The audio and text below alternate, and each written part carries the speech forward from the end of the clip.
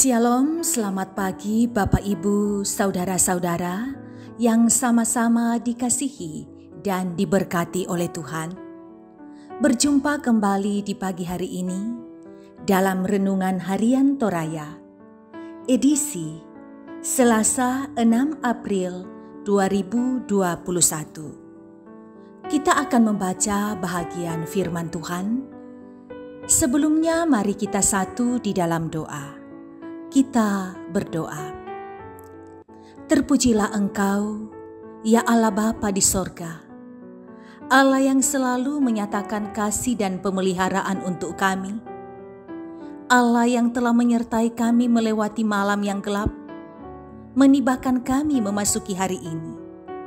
Kami akan menjalani hidup kami hari ini dengan mengandalkan Tuhan, dan kami berusaha untuk mengenal firman-Mu, supaya kami berjalan menurut tita-tita-Mu. Bersabdalah Tuhan, umat-Mu telah sedia mendengarkan firman-Mu. Dalam Kristus Yesus kami berdoa. Amin. Markus pasal 12 ayat 18 sampai 27.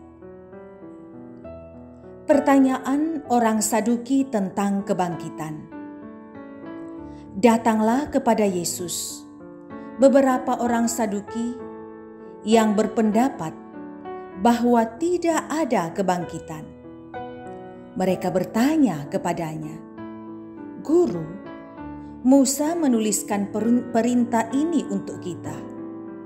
Jika seorang mempunyai saudara laki-laki, mati dan meninggalkan seorang istri, tetapi tidak meninggalkan anak, saudaranya harus kawin dengan istrinya itu dan membangkitkan keturunan bagi saudaranya itu.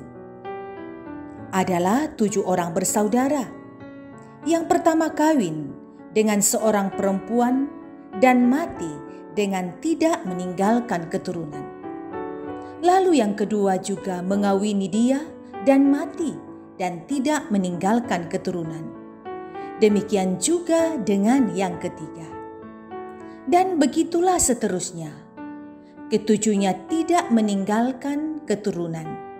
Dan akhirnya sesudah mereka semua, perempuan itu pun mati. Pada hari kebangkitan, bila mana mereka bangkit, siapakah yang menjadi suami perempuan itu? Sebab ketujuhnya telah beristrikan dia. Jawab Yesus kepada mereka, "Kamu sesat, justru karena kamu tidak mengenal kitab suci maupun kuasa Allah. Sebab apabila orang bangkit dari antara orang mati, orang tidak kawin dan tidak dikawinkan, melainkan hidup seperti malaikat di sorga. Dan juga tentang bangkitnya orang-orang mati, tidakkah kamu baca dalam kitab Musa, dalam cerita tentang semak duri, bagaimana bunyi firman Allah kepadanya? Akulah Allah Abraham, Allah Ishak, dan Allah Yakub. Ia bukan Allah orang mati, melainkan Allah orang hidup. Kamu benar-benar sesat." Firman Tuhan. Amin. Tema renungan kita ialah salah menilai, mak timbang salah. Salah satu tipe seseorang adalah terlalu mudah menilai sesuatu menurut kacamata sendiri tanpa melihat dan mempertimbangkan yang lainnya. Misalnya, berbicara soal tata gereja Toraja. Seorang majelis gereja yang sudah tua di suatu jemaat sangat ngotot tentang salah satu pasal dalam tata gereja Toraja tanpa dia tahu bahwa sudah terjadi amandemen terhadap beberapa isinya. Akibatnya, orang itu bertahan terhadap apa yang ia tahu, padahal telah terjadi perubahan terhadap pasal tersebut sesuai perkembangan pelayanan gereja. Orang Saduki adalah orang Yahudi yang kaya dan berpendidikan. Jumlah mereka sebenarnya sedikit, tetapi pengaruh mereka besar, sehingga banyak yang menduduki posisi penting dalam kepemimpinan bangsa. Mereka tidak mengikuti tradisi yang dianut oleh orang Farisi.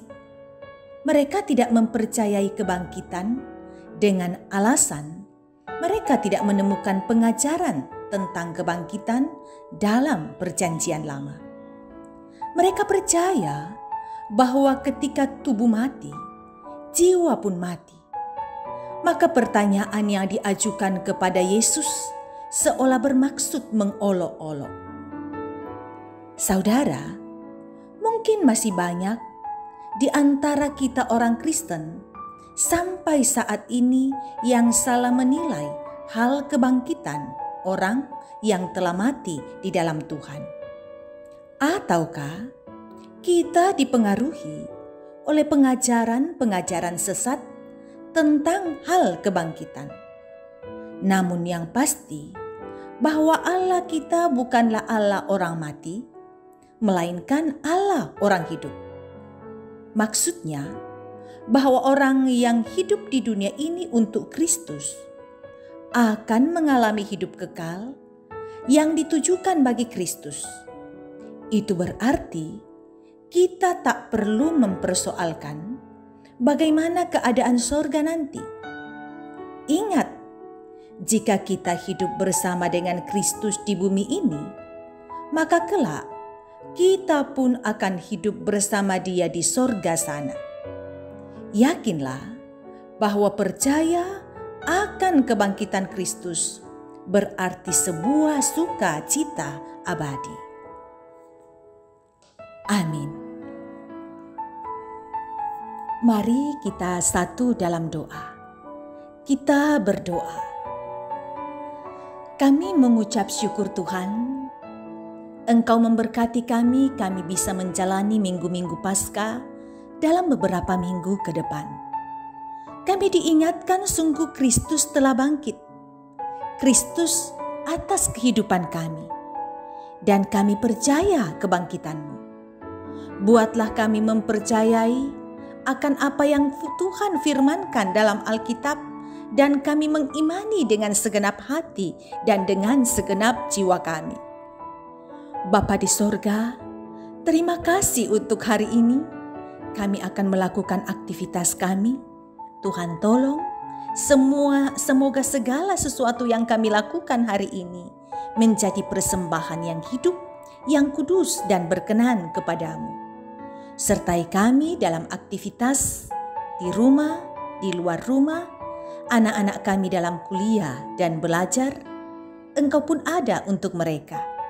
Yang sakit, Engkau jamah mereka. Semoga ada kepulihan dari waktu ke waktu yang didapatkan.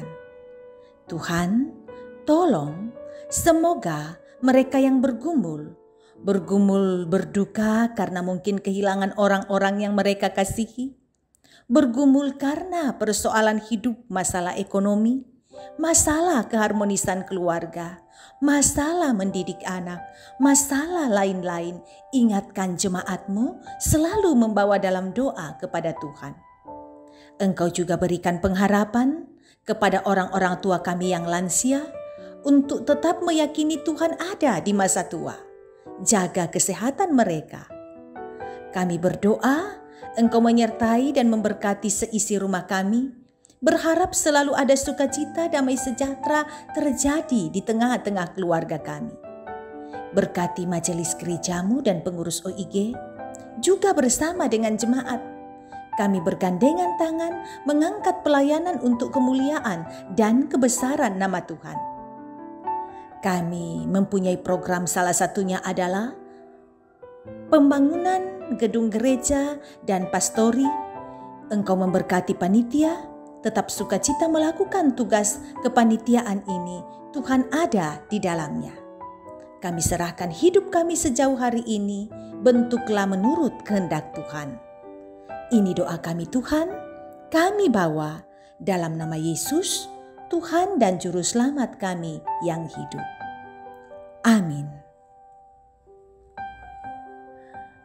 Demikian ibadah kita pagi hari ini.